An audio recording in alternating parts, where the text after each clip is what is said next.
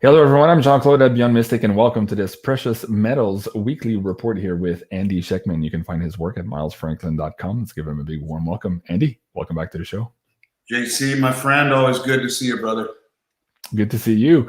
Your ears must have been burning in the last hour. I was interviewing the silver guru himself, David Morgan, on the show. And of course, we're diving into this series of the death of the petrodollar, which you and I started last week here with this whole craziness happening between Saudi Arabia and Russia. Quite an episode that was, but I'm excited to have you on. And quite a few things happening on the market this day today, and also for you as well in terms of order flows. So we have a lot to talk about. But before that, I wanted to share with you and the audience here, you were just mentioning before we went on the show, so how's your little vacation, JC? So folks know that I took 2 days off here in the last couple of days here to kind of relax with Sarah, as things are so crazy around us. I had to push all my shows early last week and then push them back this week to be able to make that window happen. And we had an amazing time. I have to say, it was absolutely beautiful. But at the same time, it kind of ended on a sour note, and I wanted to share that with you guys. So we were on the Quebec side for this little vacation here. And as of September 1st, they introduced their passports. So we'll just leave it at that.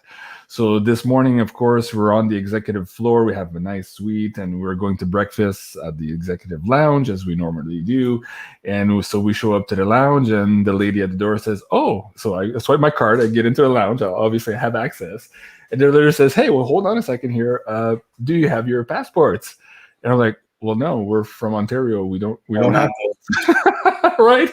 And she says, "Excuse me, sir, you're not allowed to be in here," like in a really rude kind of, annoying voice. And of course, everybody else in the lounge is like looking back, "Oh, look at those poor peasants. They're not allowed to be in the second floor." And I thought it was like, oh my God, this is so humiliating. And the person can't use any tact here. And I'm like, well, okay, I understand you guys have this. We don't have it in Ontario. Can we make an exception? No, sir, no exception. I said, "Can I at least get a coffee, bring it back to the room?" She said no.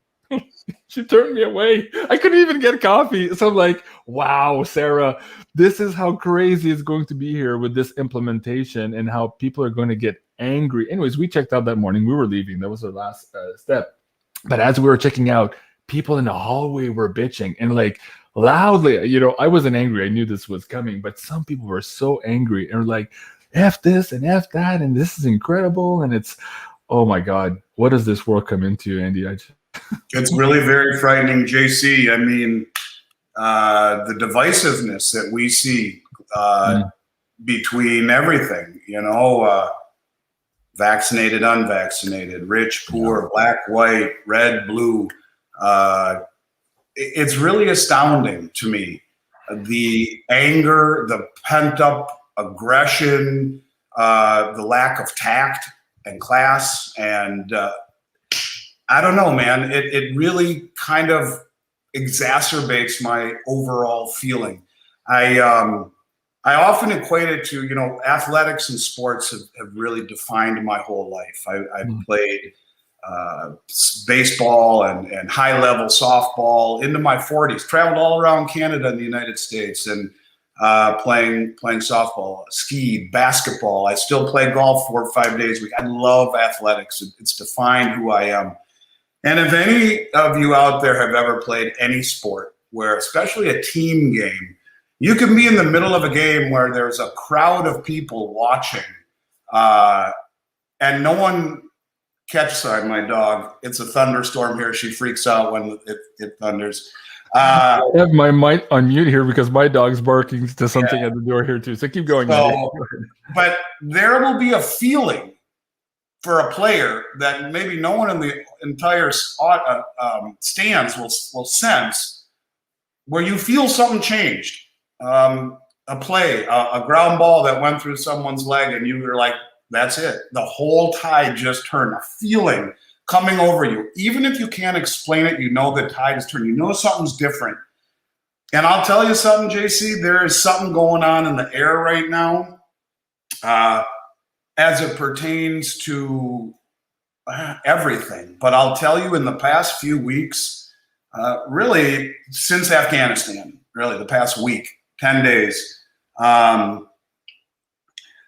the amount of concern, the level of volume in our sales, the amount of seven-figure orders is so startling to me, I can't explain it to you. Where prior to 2020, half a dozen to 10 seven-figure orders a year would be normal, and we'd still do several hundred million in sales. Now, it's more like seven-figure orders are happening every single day, and several. And people are really, really freaked out. And I'm getting phone calls from people who are talking about spending $5 and $10 million, who immediately wire $1 million before even talking to me. Stuff like that's never happened. And I want to tell you something, that it's that type of feeling that's permeating the atmosphere. People are freaked out. Even people who are diehard dollar and equity bulls, they're freaked out. And even if they can't articulate it, they know something's not right. Whether it be the inflated values of their 401ks or their equity accounts, and their eyes are saying something's not right here. I can't believe it's this high. Look at the economy. Where's the disconnect? You feel it. You're waiting for the shoe to drop. And I'll tell you something, that is just an exacerbation of what I'm talking about, to the point where, you know, you're being excluded in a very rude manner, in an embarrassing manner.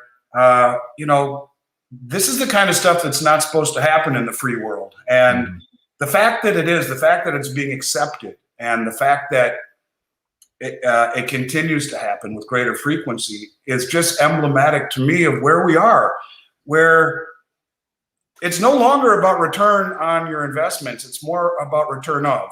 I really do believe that we are getting closer and closer and closer to some sort of an event, to some sort of a seminal moment, or that Rubicon that you're going to cross, that changes things. And I think when we start to face these kinds of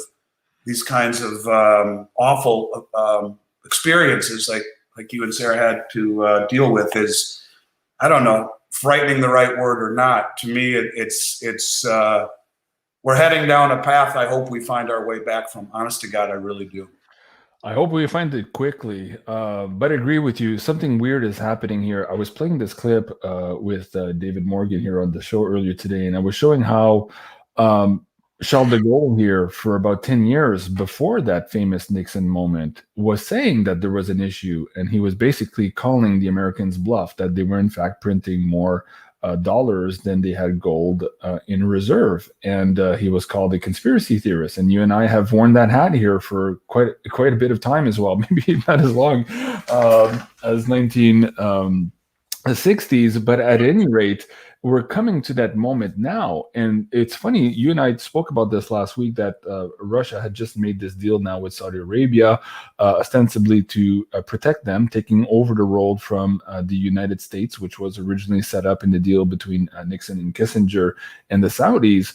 And so far this week, the media hasn't really connected the dots. It's kind of like a nothing burger story, didn't really happen. But in the same time, people are feeling it. As you're saying here, if I look at our reports from our affiliate programs, people going through that affiliate program and contacting you for silver is gone through the roof. I've never seen anything like it. So first of all, how are you handling the volume there? But talk to that, maybe the difference here between some of our audience members and what you're seeing here, these seven-figure numbers. What's that sentiment that's coming up? Is it urgency? Is it fear? Yes. This is why they say there's no bull market like a gold bull market. Like, for example, one of the more popular forms of silver for people in the United States to own is what's called junk silver. Dimes, quarters, and half dollars minted prior to 1965. And it got the name junk silver because when I started in this industry 30 plus years ago, I was able to buy it beneath its melt value. Yeah, that right there, dimes and quarters. There's 90% silver by weight. In a $1,000 face value bag, there's 715 ounces of pure silver. I used to be able to buy that below melt value. and sell it for 30, 40 cents above melt value, and it was more cumbersome than the dealers really wanted, and so they called it junk. Right now, no one's selling any. You can't find it anywhere, and the premiums have gotten above premium coins. I've never seen that in 30 years, and this is emblematic of what they mean by there's no bull market like a precious metals bull market, because it speaks to your concern and to your fear. And no one is selling to go back into dollars. And so something like this, it hasn't been made since 1964, becomes unobtainium. You just can't find it. You can't get it. Premiums start to rise. This is what I think we will see. I want to talk about that. But before I do, what has happened with Saudi Arabia and Russia, to me, is the biggest event in the last decade. And that might even, that says a lot to me, because I said gold being reclassified as a tier 1 reserve and the Chinese Belt Road and Rail Initiative were 1 and 1A, the two biggest events of my career. And I still think to some degree they really are. But if you realize that even if the Chinese and the Russians are not completely aligned, they are part of the BRICS nation. And I find it a little bit even more ironic that the day or two after the deal with Saudi Arabia was struck. Now, again, what makes the dollar, the petrodollar, the world reserve currency, is the agreement between Kissinger and Saudi. We'll protect you. You value oil globally in dollars. The fact that they have now struck a military cooperation alliance with Russia, what does that say?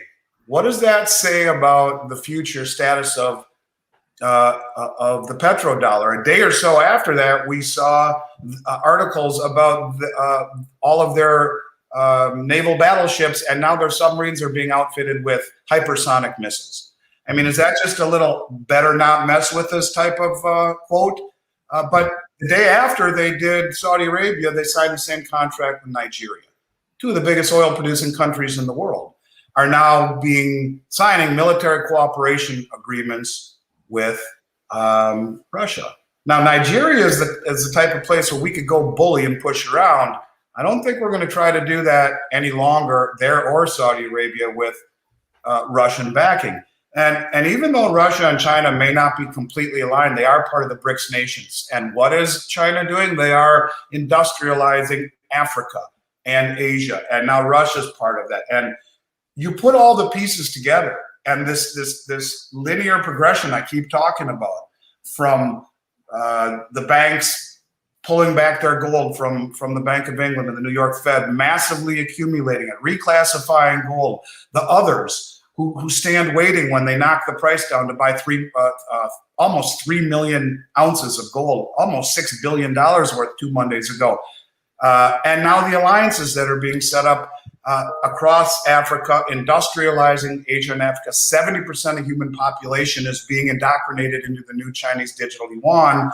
Oh, and by the way, now we are seeing a military agreement signed that could, quite frankly, create an event where we wake up on a Monday morning and OPEC says, listen, it's been a nice run, but now we're going to offer oil in yuan, in ruble, in yen, in euro, and in dollars. So it's not goodbye. It's just, hey, we're going to open it up. And what are we going to do about it? We're going to go attack them?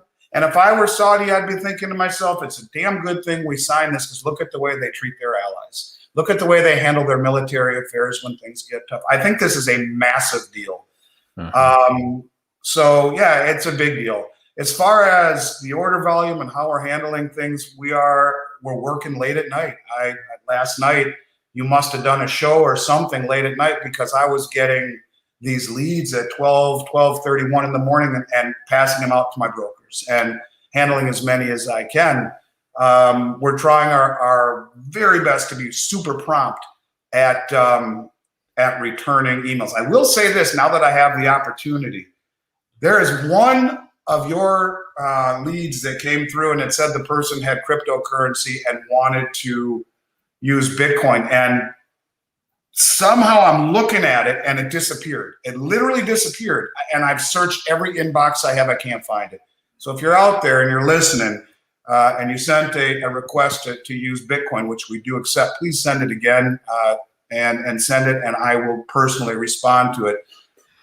But look, JC, it's getting to the point where we are doing 7-figure orders every day just about. And I was having a discussion with my father the other night and telling him about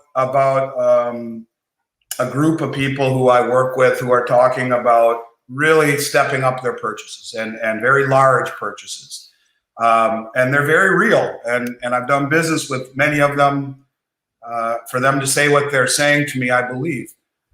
And I told this to my dad, and he said, I got to ask you a question, Andy. He says, I think I listen to everything that you say online, and I believe you, and I think you believe you. And I said, of course I do.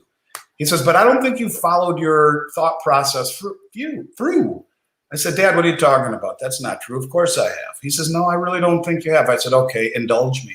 Right. He says, what are you going to do when someone calls you and says, I want to spend $100 million or $50 million? What are you going to do? You're going to take that order and blow out everything that you have? What are you going to say to everybody else? And I thought about that for a moment. When I was in high school, Kirby Puckett, the baseball player for the Minnesota Twins, signed the biggest contract in sports history at $3 million a year. Earlier this year, Josh Allen, the quarterback for the Buffalo Bills, signed a 6-year extension for like $260 million. 150 million guaranteed. I use that because if you talk about the amount of money that's out there, that's just one person. What happens if someone says $50 million, just buy it, buy whatever you can get? That's just one person. And look, it wouldn't take $500 million, 500 million would clean out the United States like that of everything that's on the shelves. Doesn't mean you can't get more. But what if this moment, like OPEC on a Monday morning saying it's all open for other currencies and there's panic and everyone who's waited to the last minute just floods in. I'm concerned about that. And I've been saying for a long time, I think that the inability to get product easily will identify this market. I think we're getting closer to it because in all the years I've done this, in the 31 years I've done this, I have never seen the order volume and the size of the orders the way they have been the last couple of weeks. And it's like someone just flipped a switch. And every call I'm taking, it seems, is between 6 and 7 figures. Now, I did an order for someone the other day, 2 days ago, one of your listeners, for 3 Type 2 Silver Eagles. We want to work with everybody, and I'm sure that person's listening. I talk to a lot of your people, and all my brokers do. We are not prioritizing anyone over anything. I just want it to be known that I really think those days are coming. Rick Rule, who's someone I've worked with for over 20 years and handled all of their clients at Sprott, and before that, Global Resource, recently just said less than 0.5% allocation to the whole financial matrix in precious metals in the United States. So what happens if that number becomes 5% or 10% in some sort of an event? 10% would be a 20-fold increase in demand. I mean, it's over. Yeah. And I don't mean to sound doom. And I said to my dad, how do I say this without talking my book, as everyone would, a lot of the cynics would say? How do I say this? You know what he said? Tell them you're scared because I know you are. And you know something, JC? For the first time in my adult life, I am scared. I'm scared for what you told me, your experience. Where does it go from there? I'm scared for the world my kids are growing up in.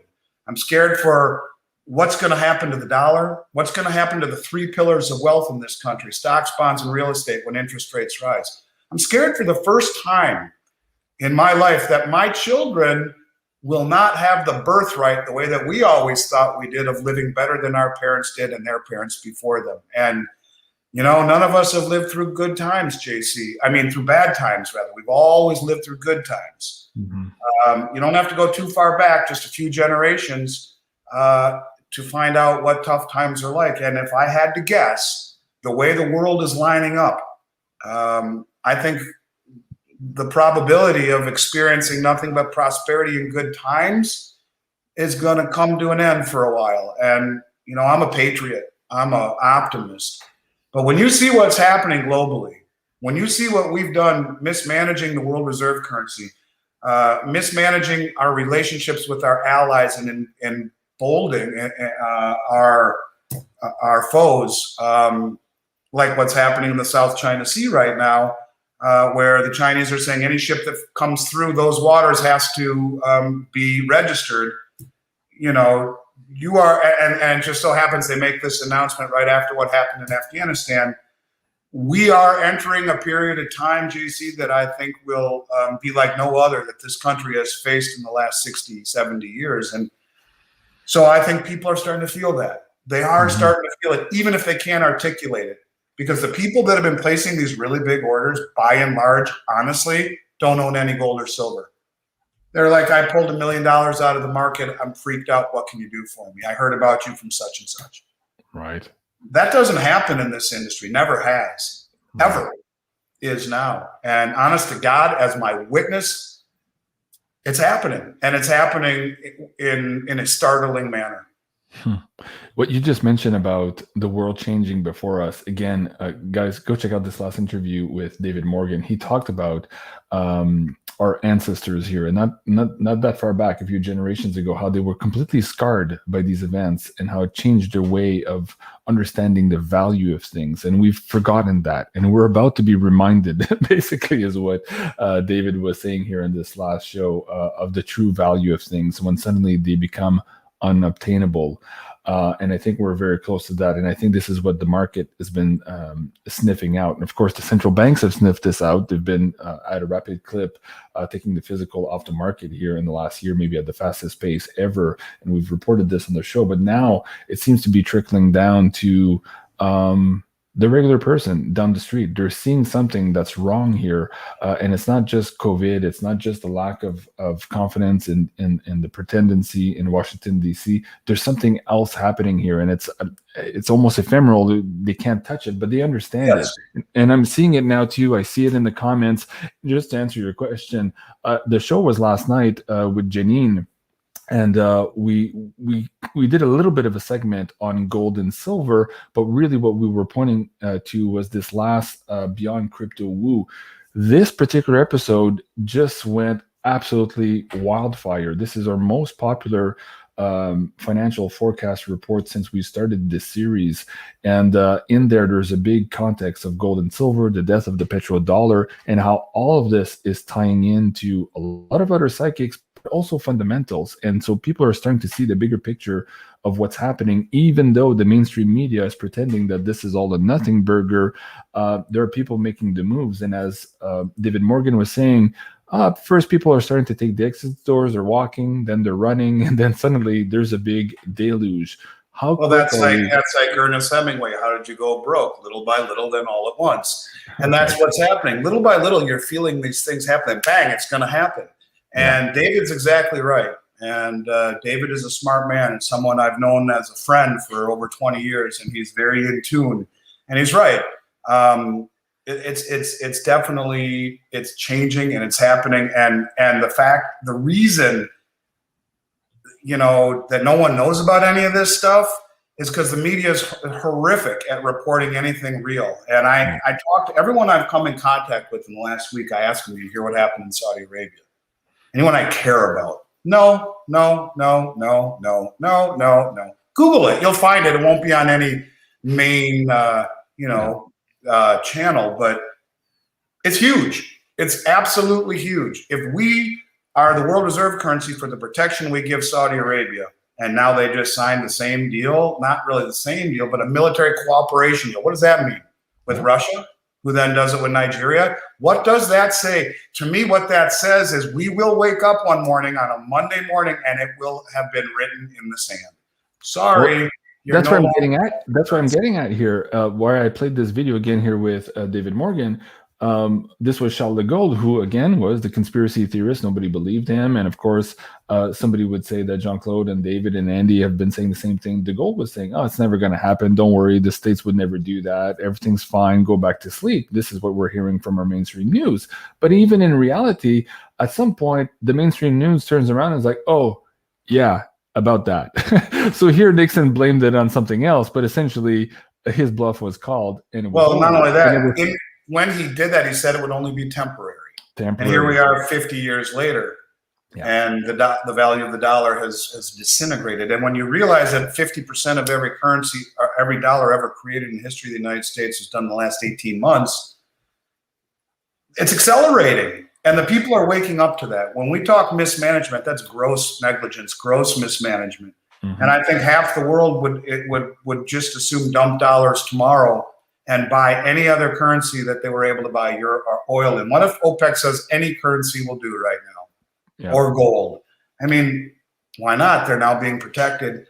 And I think it would, when you realize you're getting paid in dollars and that are losing between 6 and 13% per year purchasing power, depending on whose number you believe.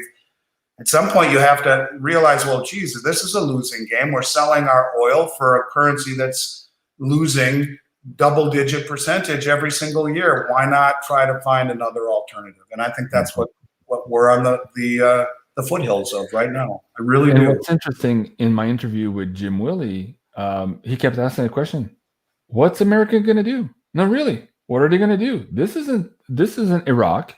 It isn't Libya. Right. It's not Venezuela. No, it's Russia. Like, they say, like, can we address the elephant in the room? He kept saying that, and of course, the media doesn't want to talk about this. What are they going to do? Go to war with Russia? Come on. God forbid. I say this right now. God forbid. And they're part of a BRICS alliance. What does that mean? Does China get involved? Well, that's the thing. Who are the real power brokers behind this agreement? Who's underwriting part of these agreements? We don't know the details yet. So this is the whole point. It's not business as usual, and that's what the media is trying to tell us. Go back to sleep. Everything's okay. We'll kick the can down the road.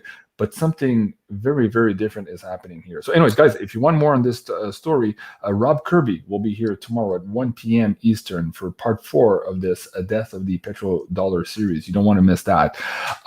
So Andy, going back on these, you mentioned the person who wanted to buy via Bitcoin. Now, you and I had mentioned this, I think, a couple of episodes ago. It does happen sometimes that your email go to the client's spam and vice versa. Their emails go to your spam. Now, you check them as best as you can, as often as you can. So let's talk about that here to the audience. First, the person who was trying to pay through Bitcoin, to please resend that form. But also, maybe to say that if you haven't heard from Andy and you submitted a form a day or two ago, send it again. It's because there's an issue in the backlog of the system, or maybe it just went to, again, a spam folder, because these guys are answering very, very fast. And if you don't hear back from them, it's because there's a problem. It's not because they're ignoring you. Can you speak to that a little bit, Andy? Yeah, it's true. It's very strange.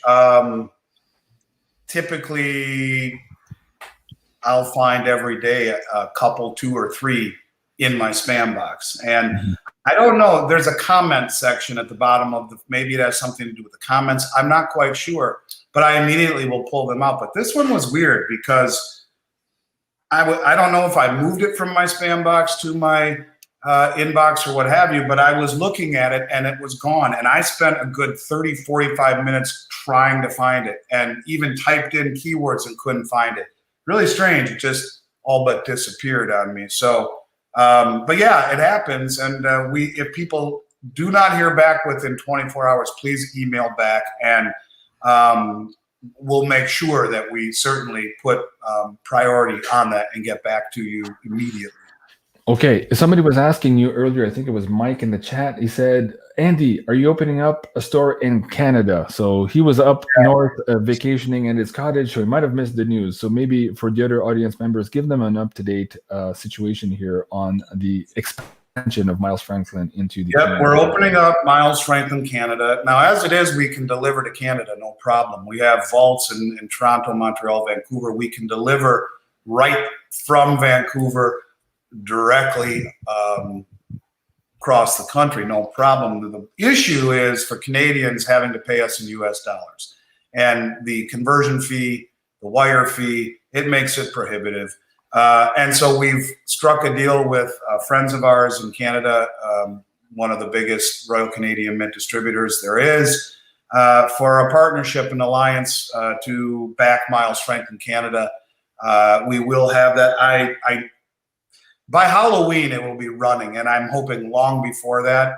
My biggest problem is getting across the border to fill out the the banking information, everything else is done, and including the contract and the website. And as I was talking with you before the show, I said, what happens, God forbid I get across the border, while I'm there, I get tested positive for COVID. What happens? And you said, well, you got to go to a government-sponsored hotel for 2 weeks. I mean, I can only imagine what that's like. And then, you know, your mind goes down a rabbit hole from there when someone pounds on the door at 3 in the morning and says, hey, you're coming with us. Now, maybe I'm just being a little strange and weird, but who knows in this crazy time that we live in. I'm hoping that it'll be done sooner than that. But what it'll enable us to do is to take Canadian currency. And it's all done. It's just a matter of dotting the I's and crossing the T's. We'll have a great website. You'll be able to purchase online, and you'll be able to pay in Canadian dollars. And for the Canadians specifically here who want to still maybe take advantage of your discounts here that you're promoting for the Beyond Mystic audience, but that are into crypto, they can presumably convert their crypto into at least Bitcoin, which you do accept, and there they don't lose on that currency exchange. That's a good point. Yeah, we do take Bitcoin. We don't take others, even stablecoin. And the reason we take Bitcoin is because it is hedgeable. As a contract on the COMEX, we can offset our risk. And so if people have Bitcoin, for sure, we would lock in an order, send a BitPay link. It's good for 45 minutes. Pay it, done. Perfect. Metal gets shipped immediately. Okay. So it's a good deal. It's an interesting, it's interesting when you see how efficient blockchain technology really is in comparison to wires. It's really very, very, very efficient and makes you think a little bit the more you start to use it and compare the two in a business sense. So yeah, we can do that. And as of yet, the regulations on reporting hasn't been passed yet. And what I mean by that is that at least here in the United States, in the new tax bill that hasn't gone through yet, they want to issue Form 8300 on people who pay with Bitcoin over $10,000. And for anyone here in the United States, that is if you pay with cash in any retail capacity over $10,000, whether you're buying golf clubs or a car or gold, if you pay with over $10,000 in cash, Form 8300 is filled out by that establishment. If you went to Macy's and bought 10 grand in clothes, they would come out with, you paid $100 bills and issue you a Form 8300. They're now saying that that's what they want to do with receipt of cryptocurrencies or Bitcoin. Hasn't gone through yet. So there still is a good deal of anonymity in a world of decreasing privacy. You're still able to find that with Bitcoin purchases. Yeah. Okay, so two advantages there, at least for the Canadian subscribers and also for the Americans here in terms of reporting. So, okay. Now, Andy, in terms of inventory, this is the special for this week here. The 1 ounce silver Krugerrands at $365 over spot. At that spot price or that premium is going down again here this week. Explain to the audience what you have in terms of inventory, how quickly this is shipping, and maybe what's next for next week in terms of a promotion here for the audience. And perhaps maybe we can get some hands on some junk silver, either both Canadian and American. Is that still possible, or is that nowhere close to being no, it's not, and it's really, really, really, really hard to get right now. And for the first time in 30 years, it's priced more than those are. You'll pay almost $1 more an ounce in that range for any substantive amount of junk silver. I've never seen that. Maybe once in either 08 or 11. And I told everyone who owned junk silver, trade it for kangaroos, which we had at that point, and walk away with 10% more silver. That was one time in my whole career I've seen it, but it's too expensive and it's hard to come by.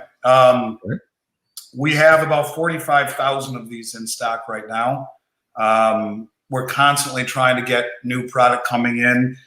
We have to pay for stuff 90 days in advance. Constantly, we're hedging it, constantly running logistics. It's like we're running a trucking company trying to stay on top of all of the chain of imports from South Africa, from the United Kingdom, from Australia, from up north where you are in Canada.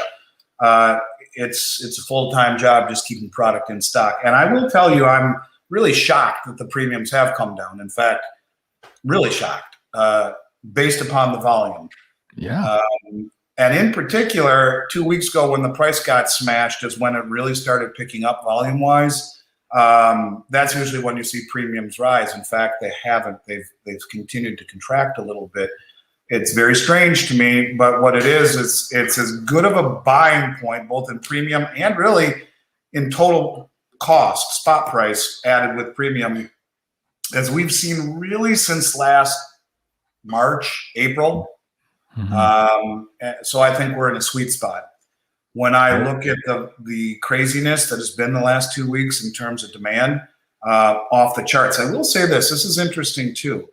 Over the past 2 weeks, we've done a lot of business in gold. Over the past year and a half, we've done hardly any.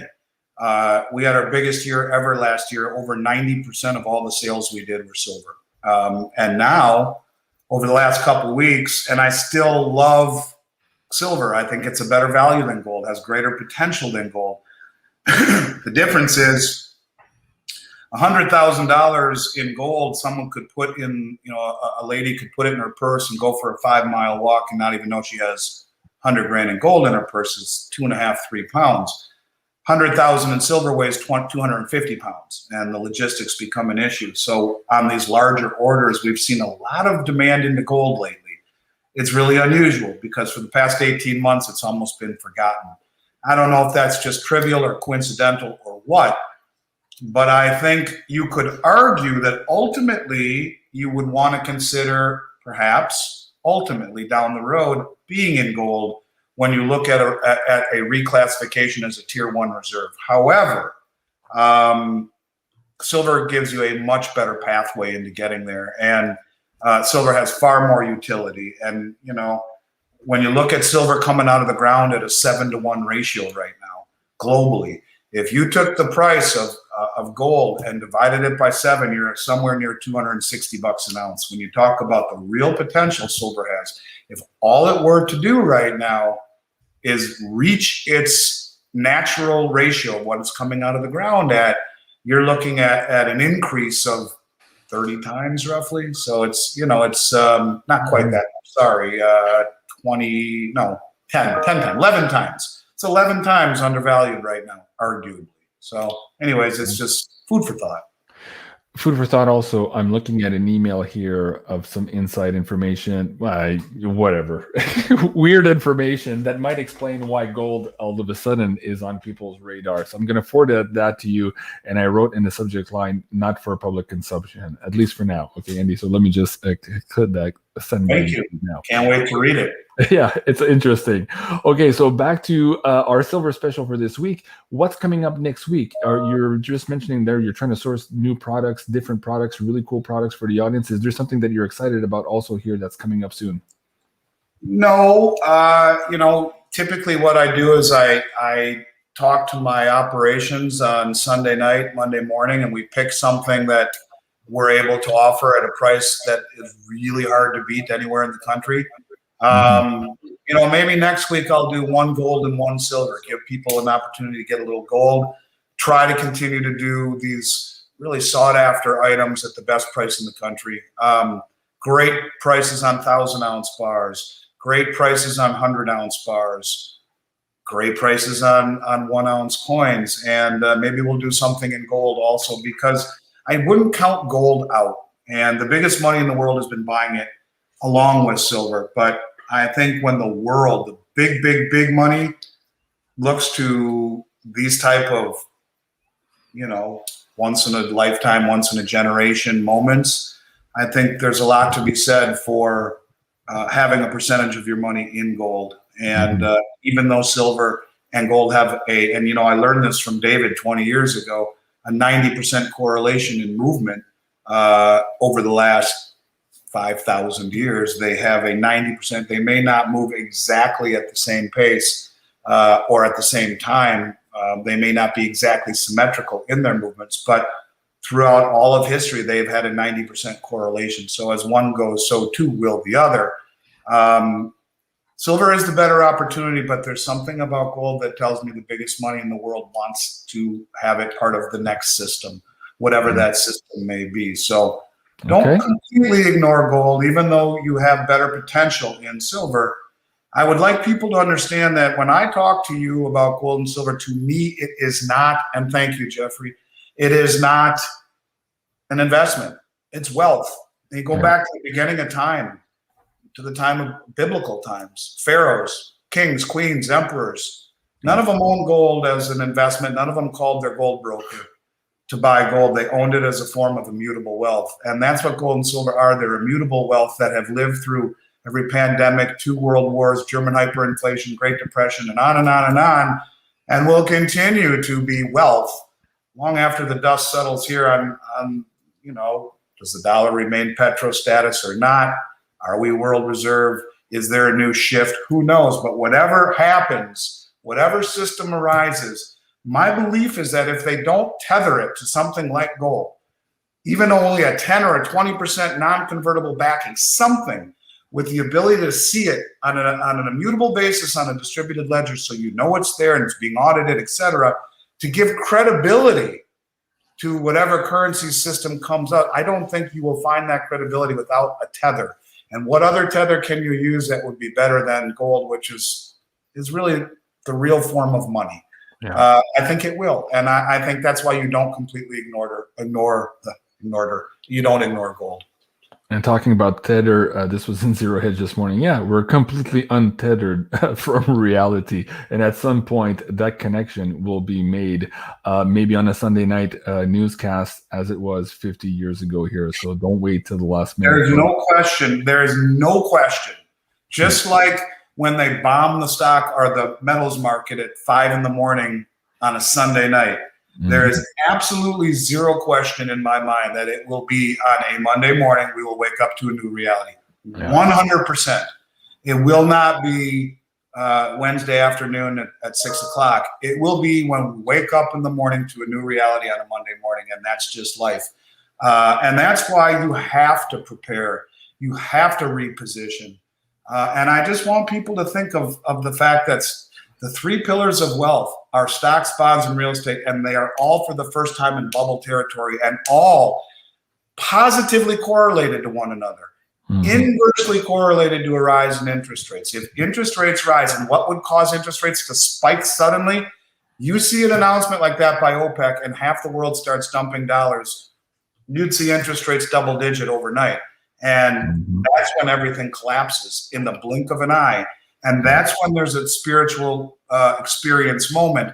And that's when everyone runs to buy gold and silver. And when you talk about the amount of money out there, a couple very wealthy people blow up the entire United States supply of precious metals. And I am not being sensational. I am not trying to freak people out. This is reality. It is reality. $1 billion, there would be nothing left. Nothing left. And yeah, we could try to buy more, but what does that say for the rest of the world and everyone else who's got connections? And that's why you have to be proactive in anything. In anything, you have to be proactive. And let me ask you, Andy, and you don't have to answer, and perhaps you didn't have an answer for your dad, but what was the answer? Would you fill the order or say, no, I'm going to wait a little bit? I have not been able to even come to an answer in my head. Right. I guess he said to me, well, if you do take it, you better make money on it. Because normally when someone would place an order like that, you think it's bare bones. You know, we'll make 20 basis points. Right. Is that worth doing if you are now temporarily closed until you get new product? Or are people going to be happy taking an 8-week delivery delay? You know, when I say that, in 2008, when the price of gold went from 1,000 to 700 and silver from 21 to 9, and all the world's mints ran out of product and the price was driven down and all the product disappeared, literally, counterintuitively, price fell literally from 1,000 to 700 and 21 to 9 in silver, a 65% drop in silver and a 30% drop in gold. You would think everyone's dumping supply. It was all done on paper and all of the world's supply was gone. And it was David Morgan who called me up and cued me into a company called Pyromed, who he had relationships with, who would be able to make 100-ounce bars. This was a medical device company before that, or a company that stockpiled silver from the back of x-ray machines for 35 years. But as a U.S. Mint reseller, and someone who has relationships with the Royal Canadian Mint and others, they were 12 to 18 weeks back ordered. And when they finally allowed us to place an order with $9 silver, you would pay $18 and wait 3 months to get your product no matter what. I mean, is that the type of environment people want to live in when things are going nuts? And I don't know how to answer that question that he presented to me, because don't you just hate that? Well, and the worst part about it, in the back of one's mind, you would think, man, what a great day. You might as well go out and party that night. What a great night that would be on a $100 million order. It's the opposite of that. I would be sad and frightened even more. What does that mean? You know, and I don't know. JC, I hope I come across sincere, because I'm not full of crap. And I've never had these thoughts. I've never spoke this way. I've never had these feelings. But I will tell you one thing. I have never had more people call me with $1 million orders ever than I have experienced in the last 2 weeks. No, I can tell you're struggling, and people in the audience love you, and they think you're very sincere, and I do too, and this is why I have you on. Not that I know you're very sincere, Andy, and I hear you talking, and I can just imagine sitting at like dinner table with you and your dad, and looking at your face, and your mind kind of going into a flip, like, "Fuck, well, what I do there?" Like this is like it doesn't compute. It's weird, because normally, no matter what the answer, I can get to an end point and say, "This is what I would do." I don't know what I would say. Right. When I got all my clients say, please sell me something, please. And everyone's out of product. What do I do? Yeah. I don't know. You know, if it were a normal business, you'd be partying. Let's go to Vegas. Sounds great. These aren't the kind of times that's going to happen. And this is perhaps what would explain the unobtainium part, or the huge gap ups, because suddenly all the dealers have that aha moment. Wait a second. What do I do? Do I sell it at spot plus, like you say, 20 basis points today? Or am I selling at double the price tomorrow, or quadruple the price? Can I even get it tomorrow? Can I get it? That's the other thing. And that's even the bigger issue is, you know, I was talking to my United States Mint representative, and, you know, he's telling me that Silver Eagles are like impossible to get right now. I bought a lot. I have 70 or 80,000 Type 2 Silver Eagles in stock. No one ever hears me bringing up the Silver Eagle. It's because they've been so expensive. I will be the cheapest one in the country, I promise you. Anyone who wants Silver Eagles, I'll beat any price out there.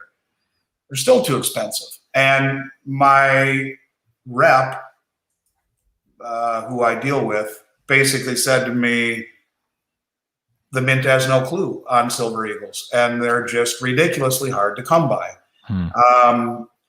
So the mints are the model of inefficiency. And, you know, when they run out of product, there's 6 major mints: United States, Canada, Austria, Australia, United Kingdom, South Africa. When those 6 mints run out of product, it's game over. Button up the doors, time to go home. And I mean that because the private refineries and the Chinese mint does nothing, the Mexican mint does nothing, there are a few small nothings. It's over. And that will happen. It's happened over the last 20 years when no one was buying it. They will have periods of time where they run out of product. Right. The U.S. Mint in 2021 rationed Gold Eagles and Buffaloes week 2 of January. They didn't make any Silver Eagles for over 3 months leading up to the July release of the Type 2. The mints are inefficient. They hardly make any Platinum American Eagles. And you know, what happens when the world wakes up to, oh my God, this moment, I got to do something. This is what I'm talking about. And I guess maybe it's what's happening in Afghanistan, or just the way the United States, the image is globally. Maybe it has something to do with what's happening to the currency, or COVID, or the reaction to it, or whatever it is.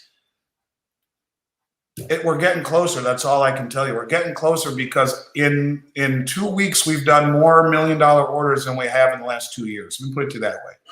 Incredible. Hey, last question, Andy, before I go. It came up a few times here in the chat. Dovla is asking, Jean-Claude, can you ask if the 1,000-ounce bars are still hard to find? What's happening with those right now? Glad they asked that. So about a month and a half ago, I worked out a deal with the Royal Canadian Mint, so that for our clients who want to have those right there, want to have stuff delivered to one of our Brinks facilities in Toronto or Vancouver or Montreal, I believe it's $1.49 over the price of silver. And we have a good supply of them. We've secured a bunch. Here in the States, I have secured a bunch of them also. And it would be maybe 10 or 20 cents more an ounce. I went out of my way to secure a bunch of them because in the middle of the year, right now, they're available. Hold on, Andy. Hold on. You just broke up. You said something in the middle of the year, and then you froze up. We didn't hear you. Sorry. Can you just I was saying in the middle of the year last year, you couldn't find 1,000-ounce bars to save your life. So I went out of my way as soon as things got a little more normal. We bought a whole bunch of them. What is a whole bunch? Not enough to handle a big rush. But right now they're available because I secured them. And in particular, the Royal Canadian Mint bars for all of you north of the border are available. Until we get that deal signed, you have to pay in US dollars. Or in Bitcoin. Or Bitcoin, okay. Yep. So anyways, we do have the ability to get 1,000-ounce bars right now, but you know, that's a variable statement. But they are much easier to get now than they were all of last year. Okay. Good question. Okay, so folks, if you were sitting on Bitcoin at 30 grand here maybe a month ago and we're sitting at 50 today, maybe they take that 20, 25 grand. You can almost spring for one of these bars here and send that in Bitcoin value to Andy so he can ship you one of these loaves of bread. They're just so beautiful to look at, Andy. All right, folks, that's it for today, man. We have so many things going on. Thank you so much, Andy, for being here. Thank you for all of your time. And do please go check out beyondmystic.net/silver if you guys are looking in to getting some physical silver in your possession. Of course, this is the weekly special, and somebody was asking, hey, I didn't see that last week. So typically, Andy sends these to me either late Tuesday night or on Wednesday, and I post the special here for this Thursday show. And of course, as things go by during the week, these are subject to change, of course, with spot price, guys. So just contact Andy, and he'll let you know what the best price is available here for the Beyond Mystic audience through this contact form.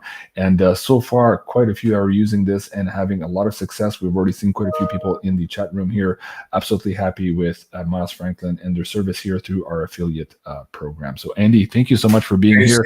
Thank you. Carissa, thank you. I'll look forward, JC, to seeing you next week. And just keep in mind that if, you know, with all of the changing craziness we see, I'm always just a text and phone call away to jump on and talk about whatever crazy event just happened. So to keep it's that in funny mind. You just mentioned that, because when I got off the phone or the last live chat with David Morgan, I said, David, is it okay if I call you maybe in the next couple of days? I feel like something might happen and we'll need a round table. He says, yeah, call me anytime. So, you know, David, I'll include you to that list.